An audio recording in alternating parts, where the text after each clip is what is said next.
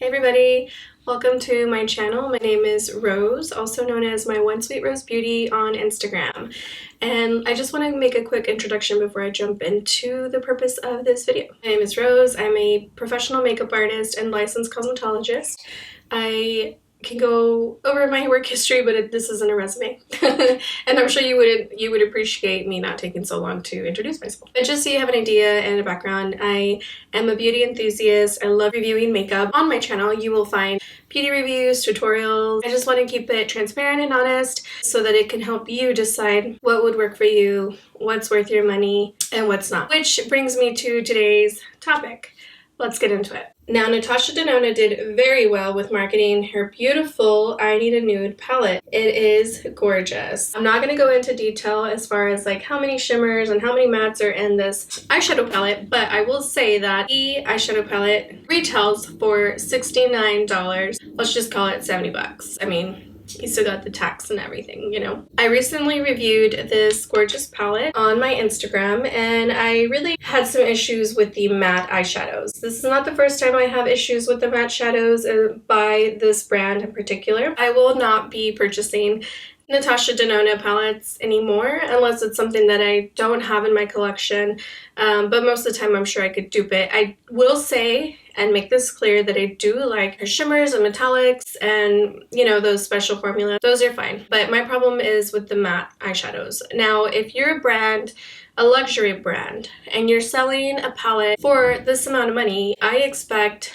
versatility in your formulas, and that includes your matte eyeshadows. Working with matte eyeshadows, you need to be able to blend the eyeshadows so that you can get a complete look. So this review is based on my personal preference and experience. I know many other people have different and better experience than I have. You can do what you want with my opinion and my review. For my right side, we're going to work with the Natasha Denona I Need a Nude palette. On the left side, I have Sunny Days eyeshadow palette by Sydney Grace that I will be working with.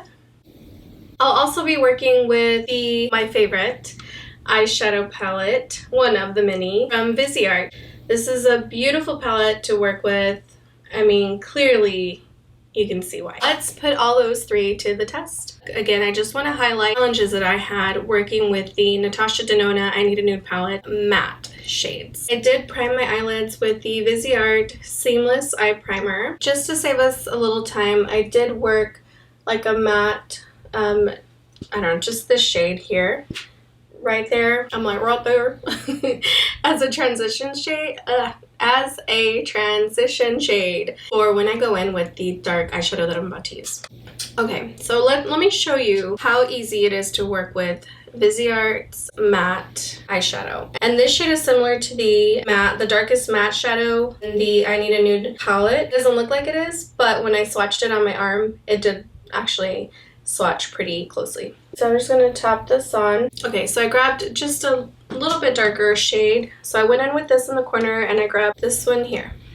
So now I'm just going to add that on here in that crease. And you see how they just seamlessly blend in together. And I'm brushing in semicircles to blend that out. You can see there's no patchiness. It is easy to build up. Okay, now typically I like to soften this up, so I cleaned this brush and I didn't use any other shade. So what I'm doing is just blending out that transition and the rest of the colors that I added onto my eye. I think that looks great. Oh my god. I'm really not I'm serious when I have to be, but when I look serious in my photos, girl, I'm just concentrating, okay? Like, girl, I'm focused. I believe that this palette retails for $80, but Viseart just had a Labor Day sale, and hopefully they'll have another sale during Black Friday or whenever. It was half price. You could have gotten for 40 bucks. And I think they even have a smaller version of it. It's a must-have if you don't have it in your collection. I'm going to go in also with the Sunny Days palette. And let me tell you, these mattes are gorgeous. Now, I'm just going to go in right in here in that inner corner.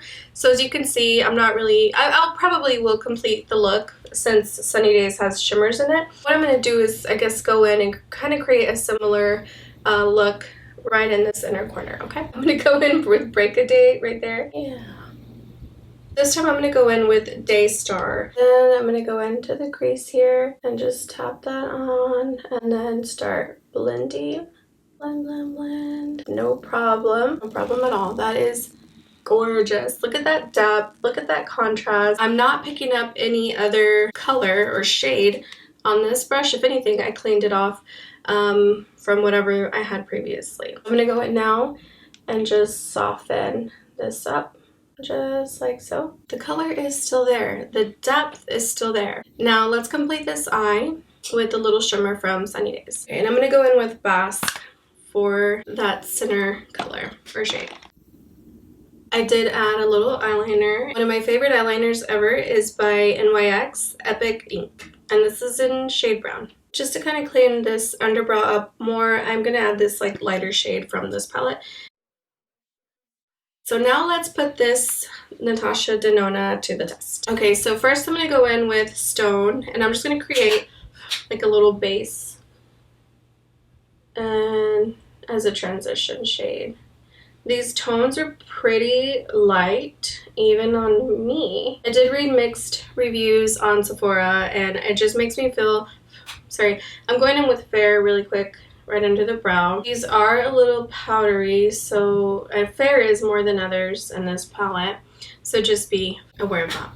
I'm going to go back in with Stone and just create like that transition shade. And then I'm going to go in next with Tender. Okay, next I'm going to go in with Silhouette. I'm just going to bring that right into the outer corner like I did with the other shades. Now tapping really isn't a problem, but when I want to go in and blend this out, that's where I faced a situation. Now I did pick up Stone and Tender on this brush just to kind of blend this out. So that's what I mean. Like, this is a part that is a little irritating. I'm trying to blend that out, but you see it's like leaves a line or something. It's just not softening up like this side did easily. So that's fine. That's really annoying to me. We're just gonna leave that there. It's just not gonna work. Like, I don't know. I'm still on the fence on, like, should I return it? Should I keep it? Should I make it work? We'll see. But I will say this. This will be the last Natasha Denona palette I purchase until or if she, one, comes out with a pretty color story and I can't help it. But I'll go into it knowing that the mattes are going to be disappointing. Number two, if she definitely improves her matte formula. There are just way too many other brands that offer better matte formulas for less money. That's my problem. If you're someone who is on a budget, who wants to like finally treat themselves to something luxury, I don't want you to be disappointed. To finish this look, I'm going to use the shade Muse. This one right here, and I'm just gonna put that on here. Now I do like her shimmers and her special formulas, metallics, whatever this one is. I honestly didn't read to see which one it was or what kind of formula it was, and it does have like a little pink duochrome or shift to it, which I think is pretty, and you can see like how shimmery and glittery that is. I really wanted to love this palette. It's like 50-50, and you already know why. This is not the first palette by Natasha Denona that I purchased where I have trouble with her matte formula. Will you be picking this eyeshadow palette up? If so, let me know. And have you had issues with Natasha Denona's matte formulas? Just in case you've never really heard anyone speak of it, I've also read reviews similar to my experience, and this dates back to like 2018, 19, 2022, and so on and so forth. And even there are some, if you go to a Sephora app or website and you look up this eyeshadow palette, you can check on the lowest rating and see that there are other beauty enthusiasts or makeup wearers like me that have similar complaints. Natasha Denona's brand just needs to be better, do better. For $70, like, there's just so much better out there for less. So again, do what you will with my review. It's your money, and I just want to be here as a resource and just help you make those wise choices. I hope that you enjoyed this review. Thank you for tuning in, and make sure to subscribe and like this video. Catch me on Instagram at my One Sweet Rose Beauty, TikTok and Facebook, all of the same username. See ya!